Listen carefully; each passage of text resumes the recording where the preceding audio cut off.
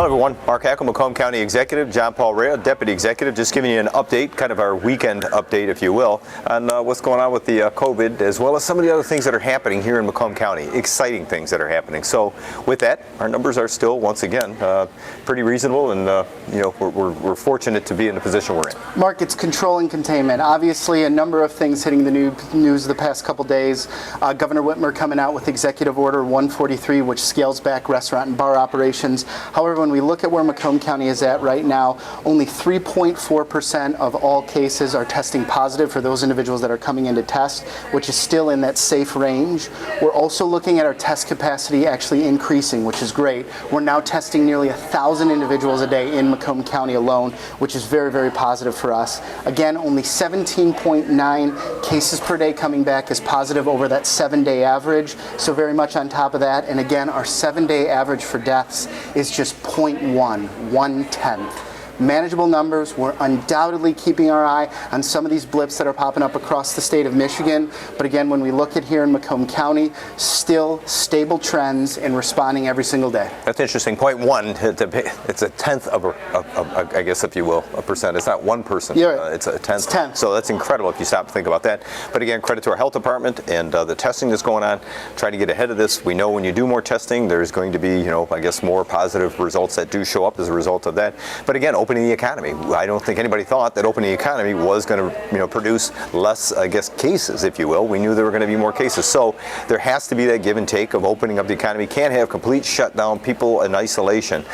Sure, would it have an impact on the health side? Yes, but the economic, concern or fallout from that would be an incredible issue for all of us. So, the question of opening up the restaurants to begin with, if you look at that My Safe Start plan, it's in phase 5. I mean, that's the confusion. And so why was it open to begin with? And bars, not that I disagree, but the question was, why did it open if the entire state is in phase 4? So it's not surprising that there was a move backwards on behalf of the governor, but the question was, why was it open to begin with?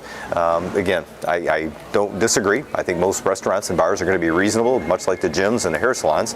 You got a few out there that just don't want to comply with anything and think this has gone away, that create a problem for the rest of us. And I think that's what's happened. They overcapacity, people not wearing masks, and as a result, cases kind of took off. So there has to be a response to that. Unfortunately, I think, I don't know another analogy to use, but everybody gets punished because of the bad actions of a couple or a few. So with that, they're governor's orders, and they must be obeyed. And when people talk about enforcement, it's not the county who enforces it. That's not what we do. I don't have a police force.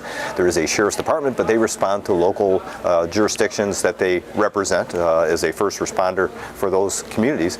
It's local police departments that have to respond, or as I would say, the governor has her own police force, and it's the state police. They should be responding if there's any concerns about people not obeying her orders. So with that being said, there is a new executive order, somewhat confusing, so we've got it up on our site. You can go to macombgov.org, read through it, kind of get an understanding of what it means, but suffice it to say, here in Macomb County, we've got a good story to tell, continuing to move forward, and our health department is incredibly well adept and versed at handling this right now. Mark, I think it's been a very positive message, not only as we've increased testing at our test site that the county has. The objective was to have 100 individuals come through every single day. We're now in the 200s. We have the individuals that are coming in, managing it from our health department side, still the contact tracing, getting that information out, tracking cases around the state and the implications that it may have on residents here in Macomb County. I think we've done everything that we can do from a systematic response to where COVID is going throughout our communities, and I think the numbers yield those response efforts and how we will continue to do that and meet the challenge of COVID. Yeah, so we're in a good space right now. We're going to continue to monitor and as we move forward, listening to executive orders, but as well trying to work with businesses and the public. So with that being said, we do have some great news. Once again, we're working with our manufacturers. Macomb cares about small businesses. We had some funding for them. Great response we got out of that to get some money back into those small businesses, 49 employees or less, and now we're working on a second phase of dealing with those that have 50 or more, and we're going to roll that out. But we just did something with Automation Alley. Oakland County did as well. We're partnering with them to try to figure out how do we help some of those manufacturing facilities try to get a handle on not only what we just went through, kind of learn the lessons from this, but prepare them for where they're going to be heading as they move forward. How do we make sure that they're able to compete globally and again, Automation Alley, incredible organization we've been dealing with since 1999 when they opened their doors. Tom Kelly and his folks are doing a great job, but this is an important opportunity for the manufacturing facilities here in Macomb County. Mark, the Manufacturing Readiness Program is going to allow Automation Alley to work with our Planning and Economic Development Department to provide assessments for manufacturing companies in Macomb County who have met the challenge of the COVID response, whether it was adapting their existing operations to provide something for our healthcare organizations or to develop some new type of product. This type of partnership brings in those experts who are global leaders in where industry is going next, will provide our businesses with a strategic assessment of what's happening out in the uncertainty with our economy and how to prepare your workforce and all of your technology and equipment to meet those demands. This not only illustrates the fact that Macomb County is a global epicenter for manufacturing innovation, concept to consumer, no one does it better, but now we want to take away some of that uncertainty and give companies a clear path of how to move forward. And we're talking 1,600 companies here in Macomb County, manufacturing firms that employ quite a few people. 17,000 people are employed. 70,000. 70,000, might be 70,000. Yeah, 70,000 people are employed from those manufacturing companies here in Macomb County.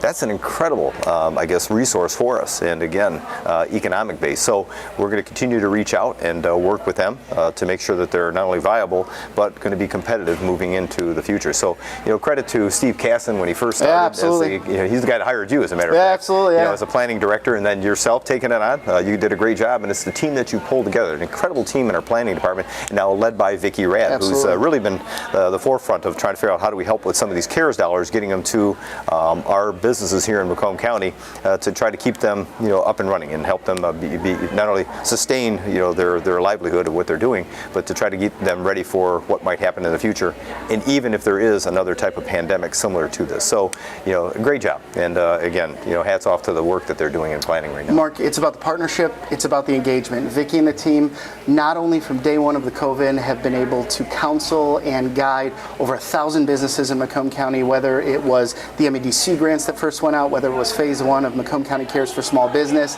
now this next partnership with Automation Alley, and next week with us looking at launching phase 2 and getting more material out there. Again, macombgov.org, business resource link, you'll be able to get all those links and understand how we can help your businesses during these unprecedented times. Yeah, and this shifts right into kind of another initiative that we're working on. Again, our friends at the state level, in particular, the Adjutant General Paul Rogers. I mean, incredible guy. He was a great resource over there at Tardac and the TACOM area, which is now, what is that thing called there? Troy Arsenal. Yeah, but there's a GL. Oh, that GV thing. sets. Yeah, that's it. Yeah, that thing. So Alphabet ground vehicles, systems, land systems, command, or something. At any rate, so but he has gone on. The governor has appointed him as the Adjutant General.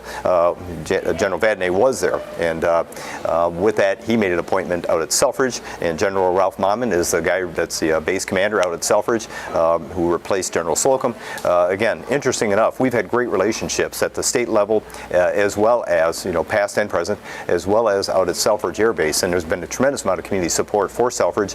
We did an incredible job of making a pitch for those F-35s. I mean, the Selfridge Advantage, what we were able to put together was very disruptive, and I say that because I think it was more of a political decision that was about to be made as to where they were going to land those F-35s, that first installment. And when we put our sales pitch together to explain the advantages of Selfridge as a strategic location, as well as the economic benefits of having it here, I tell you, we really caused a concern out in Washington. They had a hard time telling us no and giving somebody else the green light. So with that, though, what it did is it elevated the status of Selfridge. I'm not as concerned about base realignment and closures as BRAC studies or whatever causing a problem for Selfridge, because they've been able to sustain themselves. One of the only, if you will, joint military installations in the entire country. And boy, the folks there are doing an incredible job. The men and women working, serving our country, but also living in our community. We made an incredible sales pitch then, and we're making one now. And it's for this actually, the new command center, if you will, for Space Force. I mean, it sounds kind of like something, well, there is a TV show on there's this a Netflix show about it. But Space Force, it's a new unit of the military, and with that being said, they're looking to figure out where they want to have their command center. Not the headquarters. The headquarters is going to continue to be in Washington, D.C., like most of the other military headquarters.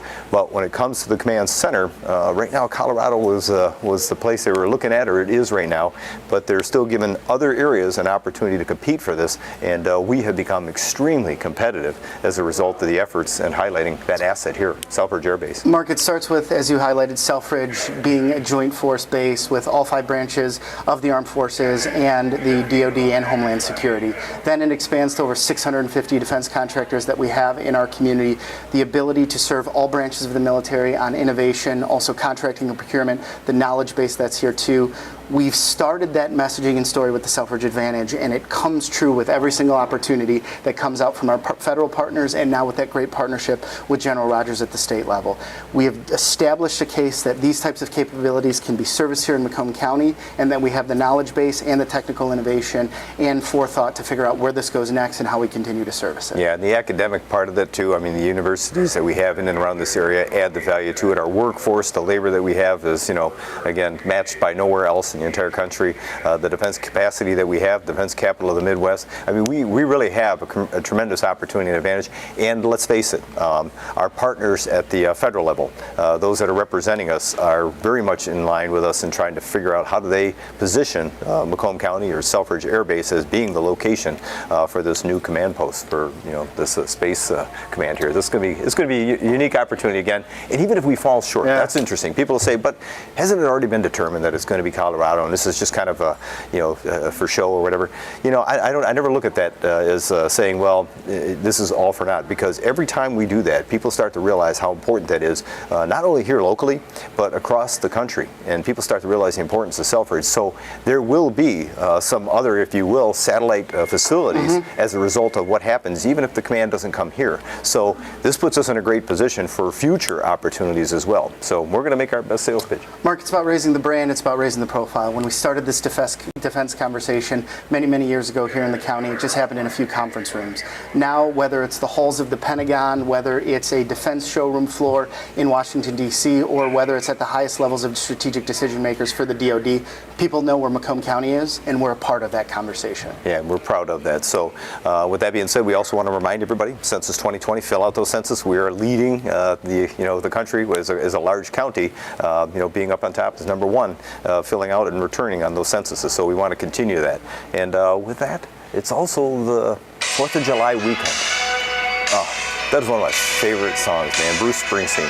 He sells that song just by his passion. If you haven't had a chance, you got to YouTube this song and just watch his facial expressions. Put it on the weekend playlist. It's a good one. I think it is the best on-stage performance of a song and somebody really feeling it. Right now I'm feeling it, that sense of pride that we have. So 4th of July weekend, we want to remind everybody to enjoy the time, whether it's at a barbecue, swimming in a pool, going to a beach.